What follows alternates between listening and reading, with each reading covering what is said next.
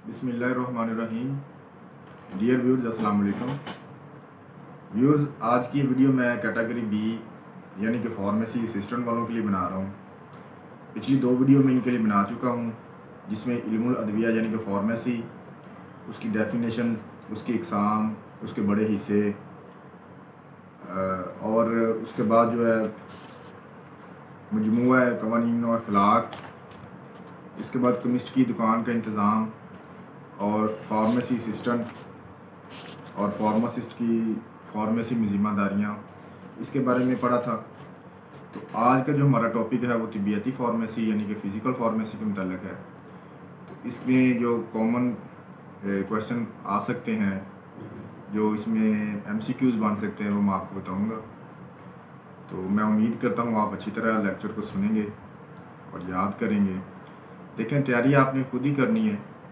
मेरा काम सिर्फ आपको एक गाइड कर देना है कि इस चैप्टर में, इस सफ़े में ये जो क्वेश्चन है ये आ सकते हैं, ये MCQs आ सकता है, ये शॉर्ट क्वेश्चन आ सकता है, ये लॉन्ग क्वेश्चन आ सकता है, ये ज़्यादा इम्पोर्टेंट है टॉपिक जो है। तो इस तरह की चीज़ें मैंने आपको गाइड ही करनी है, बाकी आपने याद खुद करना है। तो चलते हैं बुक की जानब। मैं अपने मोबाइल का कैमरा बुक की तरफ करता हूँ और आगे आपको इस टॉपिक के बारे में बताता हूँ। जी व्यूअर्स, ये बुक आपके सामने है। आज मैं तिब्बती फार्मेसी यानी फ़िज़िकल फार्मेसी के बारे में थोड़ा सा बताऊँगा। तो इसके लिए सबसे पहले उसका तारुफ सुन लें। इन उसूलों का मुख्तसर तारुफ जो अदविया की कुलियागिरी में इस्तेमाल होते हैं। दुआसाज का सिर्फ यही काम नहीं है कि वो नुस्खा जात की तैयारी करे, बल्कि अद्वियात की तैयारी भी इसी का काम है।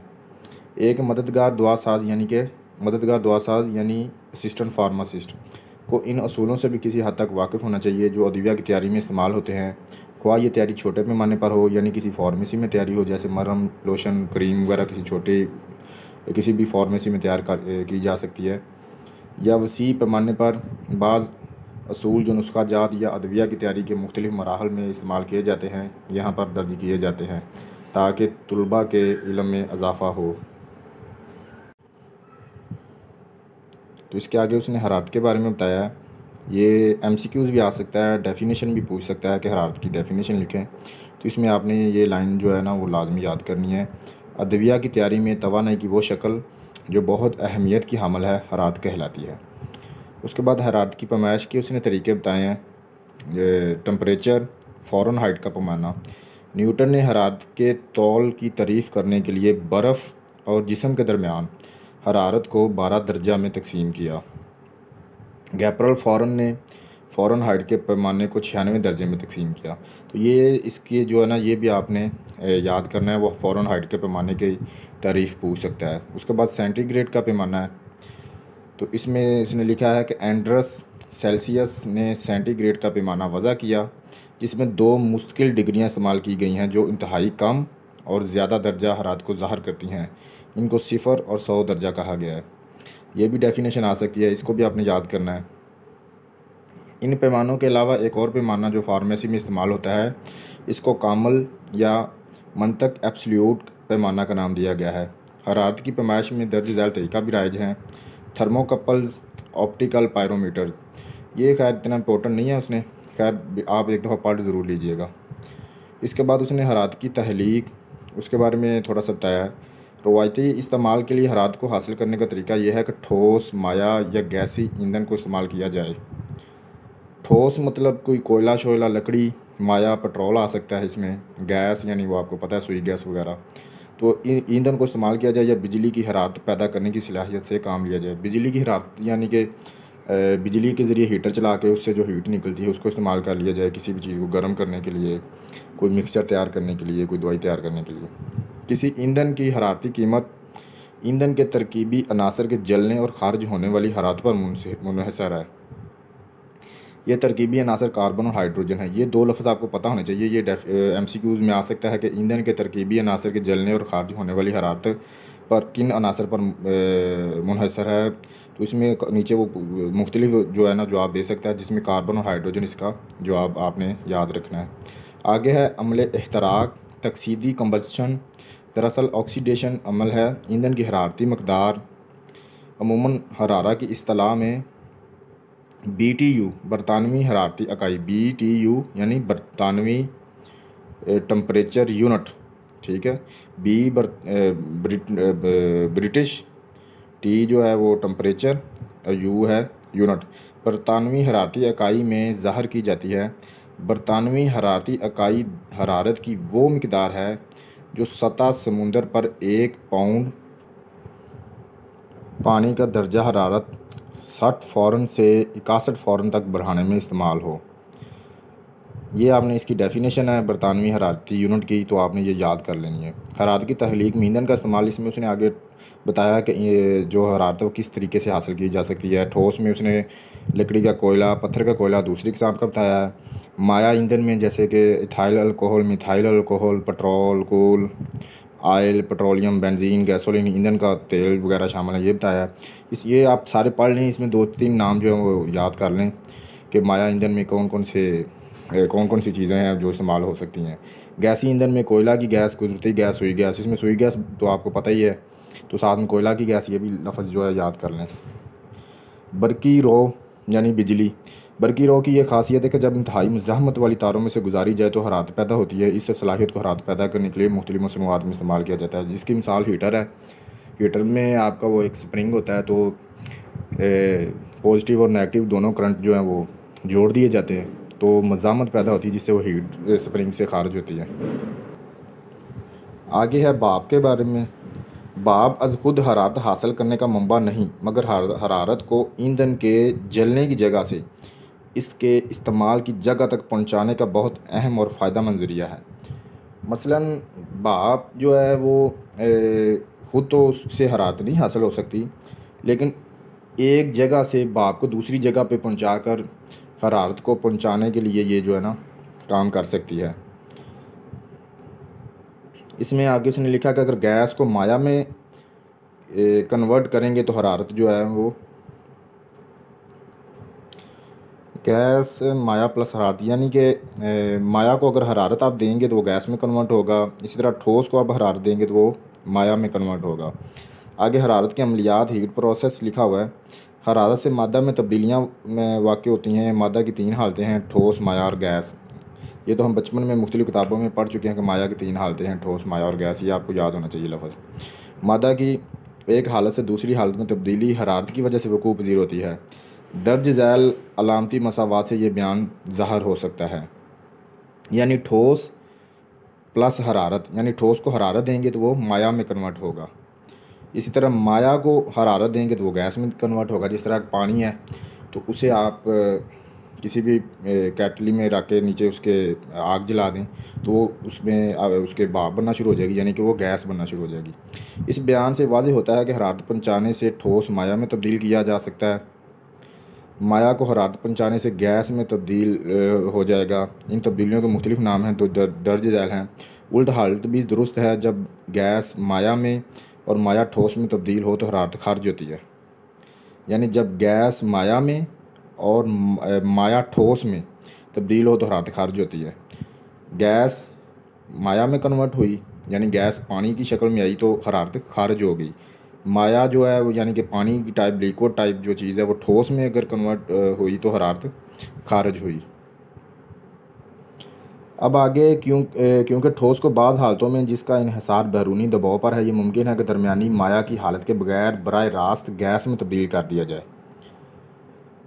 बाज़ औक़ात इस तरह होता है कि आप किसी भी ठोस को जब हीट देते हैं तो वो बजाय माया बनने के वो डायरेक्ट गैस में कन्वर्ट हो जाती है। अच्छा आगे उसने कुछ बताया हुआ है कि ठोस प्लस हरारत, यानी ठोस को हम हरारत देंगे तो वो माया में कन्वर्ट हो जाएगा। इस अमल को फ्यूजन यानी कि पिघलाव कहते हैं। ये बहुत ही इम्पोर्टेंट है। ये सारे पॉइंट्स आपको अच्छी तरह याद होने चाहिए। इनमें से किसी की भी वो डेफिनेशन पूछ सकता है और अक्सर इनमें से MCQs लाजमी आता है। समझ लें कि एक आध MCQs इसमें से लाजमी आएगा।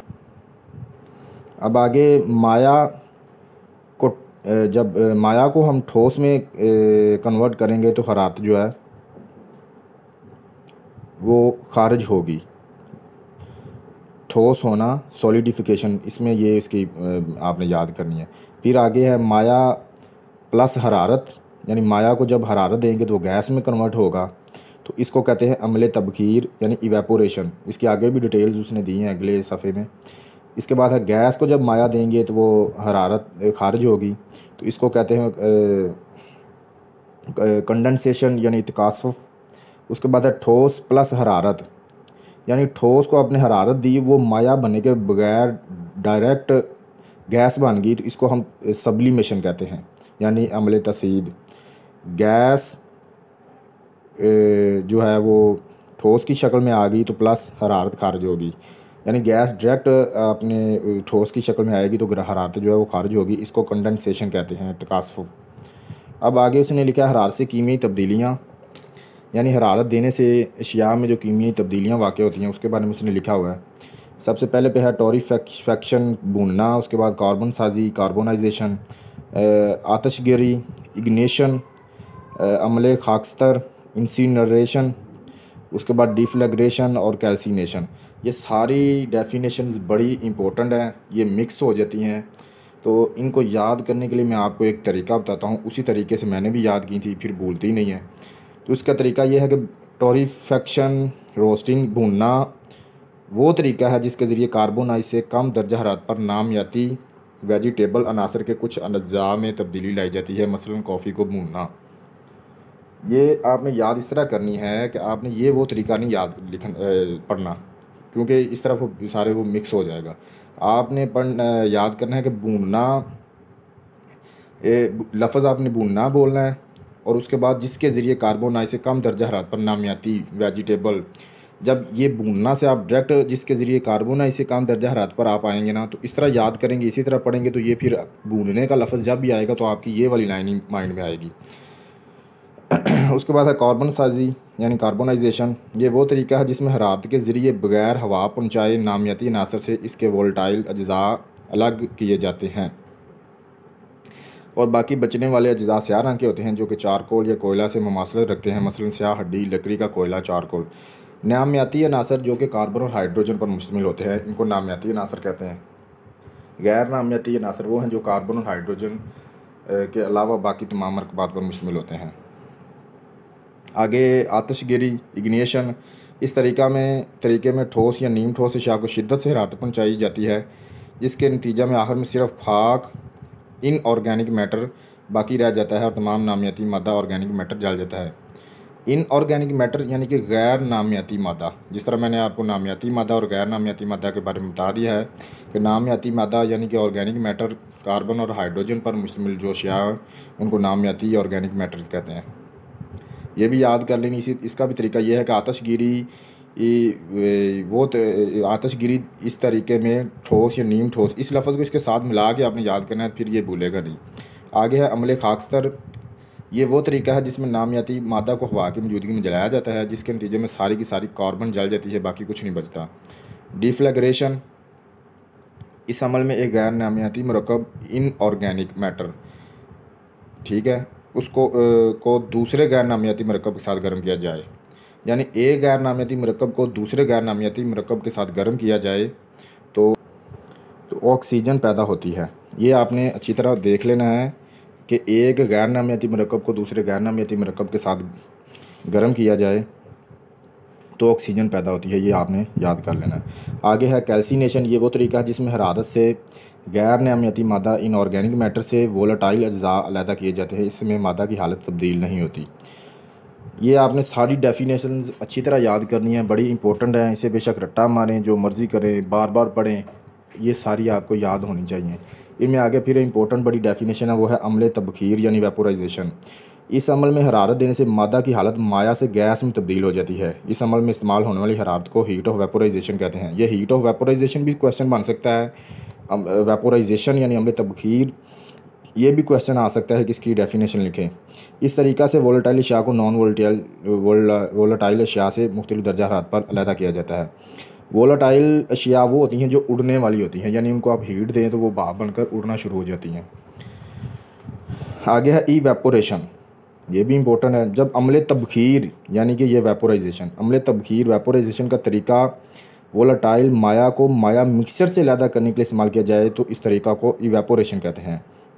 यानी माया को, मुख्तलिफ माया के मिक्सचर्स हैं जिसमें मुख्तलिफ चीज़ें शामिल हैं, तो अब एक चीज़ को यानी एक माया को दूसरे मायात में से अलहदा करने के लिए जो प्रोसीजर किया जाता है उसे इवेपोरेशन कहते हैं। ये आपको समझ आ जानी चाहिए कि मुख्तलिफ़ मायात का आपके पास एक मुरक्कब है, अब आपने उसमें से एक माया को अलहदा करना है, तो उसके लिए जो आप वेपोराइजेशन का अमल करेंगे इसको इवेपोरेशन कहेंगे। वेपोराइजेशन और इवेपोरेशन में ये थोड़ा सा डिफरेंस है। अब आ गया इस अमल में महलूल को एक ख़ास बर्तन में उबाला जाता है जिससे माया बखारात बनकर अलहदा हो जाते हैं। बाकी गाढ़ा कॉन्सनट्रेट मादा रेजिड्यू रह जाता है। अमले तबखीर की तेज़ी का तल्लक हरारत की सप्लाई पर है, यानी अमले तबखीर उतना तेज़ होगा जितनी आप हरारत ज़्यादा देंगे। आगे है अमले तबखीर पर असरअंदाज होने वाले अवामल फैक्टर्स अफेक्टिंग द एवेपोरेशन। ये अवामल हैं कि अमले तबखीर पर कौन से अवामल जो असरअंदाज होकर इसको तेज़ या स्लो कर सकते हैं। तो उसमें सबसे पहले नंबर पे हरारत है। ज़्यादा हरारत होगी तो अमले तबखीर का अमल तेज़ होगा, यानी कि आप कोई भी मायात हैं उनको हीट देंगे तो उसमें से आपने माया को किसी एक माया को अलहदा करना है या उनको गैस की शक्ल में कन्वर्ट करना है, तो जितनी ज़्यादा आप हीट देंगे उतना ये जो प्रोसीजर है वो तेज़ होगा। लेकिन कुछ दवाइयों के लिए टेम्परेचर कम रखना पड़ता है क्योंकि ज़्यादा टेम्परेचर पर दवाई ख़राब डिकम्पोज हो जाती है। आगे है अज्जा की मकदार। अज्जा की ज़्यादा मकदार हरारत की मुंतकिली को कम कर देती है, यानी अगर एक बर्तन है तो उसमें आपने बहुत ज़्यादा माया डाल देंगे तो हीट फिर ज़्यादा की ज़रूरत होगी। अगर थोड़ा माया डालेंगे, अज्जा की मकदार थोड़ी होगी, तो वो प्रोसीजर तेज़ होगा। आगे है अमले अज्जा की ज़्यादा मकदार उसने लिख दिया। अमले तबखीर का तरीका, खुले बर्तन से हमेशा खुश्क मरकब हासिल होगा लेकिन फिल्म इवेपोरेटर से माया मरकब हासिल होगा। यानी एक खुला बर्तन जो है उसमें से जो आपको ना खुश्क मरकब हासिल होगा, लेकिन एक जो फिल्म इवेपोरेटर है उसमें आपको माया का मरकब हासिल होगा। खुला उसमें भाप उठ जाएगी, वो मरकब जो है खुश्क हो जाएगा। आगे है सतह सरफेस एरिया। जितनी सतह ज़्यादा होगी अमले तबखीर उतना तेज़ होगा। यानी कि अगर एक बर्तन जो है वो काफ़ी बड़ा है, उसका जो पेंदा है वो काफ़ी खुला चौड़ा है, तो उसमें अगर आपने कोई चीज़ डालकर गर्म करेंगे तो अमले तबखीर का अमल जो है वो तेज़ होगा बनिस्बत उसके कि अगर कोई छोटा बर्तन हो, मसलन एक गिलास में कोई चीज़ गर्म करें या एक केटली में पतीली में कोई चीज़ गर्म करें, तो पतीली में जो चीज़ गर्म करेंगे वो जल्दी गर्म होगी बजाय उसके गिलास के। आगे है खलाई प्रेशर, एटमॉस्फेयर प्रेशर। खलाई प्रेशर कम करने से अमले तबखीर तेज़ होगा। मसलन एक पतीली है तो उसके ऊपर आप उसमें कोई चीज़ डाल के आप गर्म करना शुरू करें और उसके ऊपर आप प्लेट दे देंगे ना, तो प्लेट जो है वो इस अमले तबखीर के अमल को स्लो कर देगी, यानी कि भाप जो है वो कम बनेगी तो उस अमल स्लो हो जाएगा। लेकिन अगर आप प्रेशर ऊपर से नहीं उठा लेंगे, यानी वो ऊपर से प्लेट उठा लेंगे, तो वो फ़ौरन भाप बढ़कर उड़ना शुरू हो जाएगी, ये अमल जो है ना वो तेज़ हो जाएगा। अब आगे है हिलाना, एजिटेशन। बाज़ औक़ात गर्म करने से मरकब की सतह पर एक तय सी बन जाती है तो अमले तबखीर को रोकती है। अगर इसे हिलाया जाए तो अमले तबखीर तेज़ हो जाता है। अमले तबखीर इवेपोरेशन का इस्तेमाल मदरजा झैल शराब बनाने के लिए इस्तेमाल होता है। हिलाने से मुराद ये है कि अब अगर आप कोई चीज़ एक केटली में रखकर गर्म कर रहे हैं तो एक टाइम ऐसा भी आएगा कि वो चीज़ जो है वो इतनी उसके भाप बननी कम हो जाएगी, जो आपका प्रोसीजर है वो रुक जाएगा। अब उसी चीज़ को आप दोबारा हिलाएँगे तो वो जल्दी उस जो है ना उसमें से भाप जो है वो निकलना शुरू हो जाएगी, तो उसका मतलब ये होता है कि वो प्रोसीजर जो है वो तेज़ हो गया है। अब आगे है कि अमले तबखीर का इस्तेमाल मुदज्जज अशिया बनाने के लिए होता है। ड्राई एक्सट्रैक्ट यानी खुश्क एक्सट्रैक्ट हासिल करने के लिए, सॉफ्ट एक्सट्रैक्ट नरम एक्सट्रैक्ट हासिल करने के लिए, लिक्विड एक्सट्रैक्ट यानी कि माया के एक्सट्रैक्ट जो है वो हासिल करने के लिए, दर्ज झैल अशिया को गाढ़ा करने के लिए। ब्लड सीरम, ब्लड प्लाज्मा, यानी ब्लड सीरम है या ब्लड प्लाज्मा है तो उसको इवेपोरेशन के ज़रिए गाढ़ा किया जाता है। तो आगे उसने लिखा है दर्ज झैल अशिया बनाने के लिए एंटीबायोटिक्स, एंजाइम्स, हार्मोन्स, यानी एंटीबायोटिक्स, एंजाइम और हार्मोन्स बनाने के लिए भी ये जो इवेपोरेशन का प्रोसीजर है ये किया जाता है। आगे उसने कि लेटेंट हीट, ये एक डेफिनेशन आ सकती है, ये इंपॉर्टेंट है, ये आपने याद करनी है कि लेटेंट हीट क्या है। हरारत की वो मकदार जो एक ठोस मरकब को माया मरकब में तब्दील करने के लिए जज्ब हो लेकिन टेम्परेचर में कोई तब्दीली ना आए, लेटेंट हरारत कहलाती है। मिसाल के तौर पर 0 सेंटीग्रेड पर बर्फ़ पिघलना, इसको हीट ऑफ फ्यूजन भी कहते हैं। ये हीट ऑफ फ्यूजन या लेटेंट हीट के बारे में आपको क्वेश्चन आ सकता है या वो MCQs में पूछ सकता है कि ये क्या है, इसको आपने अच्छी तरह याद कर लेना है। आगे है सब्लिमेशन, अमले तासीर। ये मैंने पीछे भी आपको बताया था कि इस अमल में हरारत देने से ठोस मादा की दरमियानी हालत यानी माया में तब्दील हुए बगैर बराह रास्त गैस में तब्दील हो जाता है। यानी समझ लें कि अगर एक आपके पास एक ठोस चीज़ है तो आप उसको हीट दें तो होना तो ये चाहिए कि वो माया में तब्दील हो। जिस तरह बर्फ़ है उसको हीट दें तो पहले वो पानी में तब्दील यानी कि माया में तब्दील होती है, फिर हीट दें तो फिर वो आबी बखारात यानी कि भाप में कन्वर्ट होती है। लेकिन कुछ ऐसी अशिया होती हैं जो सॉफ्ट होती हैं, सॉरी ठोस होती हैं, तो उनको अगर हीट दी जाए तो वो माया में दरमियानी हालत यानी माया में तब्दील नहीं होती, डायरेक्ट वो गैस में कन्वर्ट हो जाती हैं। तो इस प्रोसीजर को सब्लिमेशन कहते हैं। आगे है ये, यहाँ तक जो है ना सारा जो टॉपिक है ये इवेपोरेशन के मतलब है। आगे अमल तकतीर है डिस्टिलेशन, वो अमल जिसके ज़रिए माया को इसके मिक्सचर से इसकी असली प्योरीफाइड हालत में लैदा किया जाता है। इस अमल की बुनियाद माया के मुख्तलिफ नुक्ता बाल पर है। मुख्तसर तकतीर वो अमल है जिसमें माया को बखारात में तब्दील करते हैं, फिर बखारात को दूसरी जगह पहुंचाते हैं, फिर बखारात को तकसीफ़ ठंडा करके माया हासिल करते हैं। अमूमन बखारात को ठंडी अशिया के साथ मिक्स करने से बखारात माया में तब्दील हो जाते हैं। अमल तकतीर डिस्टिलेशन का मतलब ये है कि मुख्तलिफ मायात के आपके पास मिक्सचर हैं, अब उसमें से आपने असली जो मिक्सचर है वो हासिल करना है, जो आपके पास वेस्ट है उसको आपने अलहदा करना है। तो उसके लिए ये है कि माया को मुख्तलिफ नुक्ता बाल पर मतलब हीट दी जाएगी। हर माया का नुक्ता उबाल जो होता है वो मुख्तलिफ होता है। तो जिस माया को आपने हासिल करना है उसके मुताबिक आप नुक्ता उबाल करेंगे तो वो बखारात में तब्दील होगा। फिर वो बखारात आप अलहदा करके किसी दूसरे बर्तन में ठंडा करके उन्हीं से आप माया हासिल कर लेंगे। तो ये उसने आगे उसका तरीका लिखा है कि किस तरह ये प्रोसीजर सारा होता है। तकतीर, इसके लिए क्या क्या चीज़ें चाहिए। तकतीर बर्तन स्टील, ये वो बर्तन है जिसमें वो अशिया जिनको तकतीर डिस्टिल करना हो डालते हैं। आगे कंडेंसर है, ये सारा पढ़ लीजिएगा, इसकी आपको समझ आ जाएगी पढ़ने से। इसको सारे को आपने याद करना है। नाज़रीन मेरा ख्याल है आज के लिए इतना ही काफ़ी है, लेक्चर काफ़ी लंबा हो गया है।